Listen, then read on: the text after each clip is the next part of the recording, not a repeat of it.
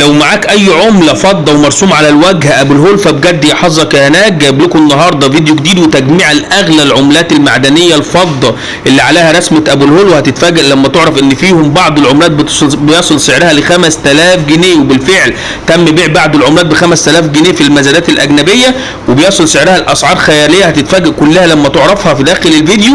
في الفيديو ده هجايب لكم تجميع لكل اصدارات عملات ابو الهول الفضه المعدنيه في فيديو واحد. كل اللي عليك لو انت اول مره لسه بتشوفنا على القناه وما عملتلناش اشتراك في القناه، فبطلب من حضرتك ان انت تعمل لنا اشتراك في القناه وتفعل زر الجرس لو انت بتشوفنا على اليوتيوب.